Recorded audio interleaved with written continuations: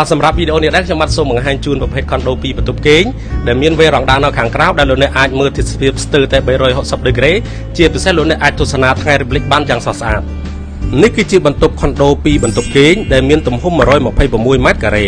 ស្ថិតនៅចុងកែងនៃអគារទេសភាពទន្លេព័ទ្ធជុំវិញអាចមើលឃើញព្រះបរមរាជវាំងស្ពានជ្រោយចង្វាសមស្របសម្រាប់អតិថិជនដែលចូលចិត្តបរិយាកាសស្រស់ស្រាយ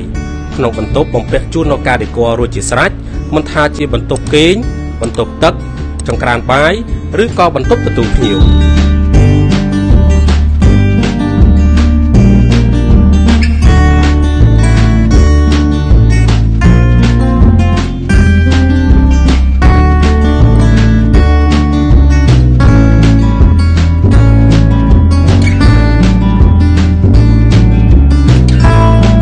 ដើម្បីទទួលបានព័ត៌មានកាន់តែលម្អិតទាក់ទងនឹងលក្ខខណ្ឌបង់ប្រាក់និងប្រម៉ូសិនផ្សេងៗមុនឱកាសបុណ្យចូលឆ្នាំប្រពៃណីជាតិខ្មែរសូមពុកម៉ែបងប្អូនឆាតចូលក្នុងប្រអប់ឆាត Page ឬលេខទំនាក់ទំនងដែលបងប្អូនបានបង្ហាញជូនសូមអរគុណ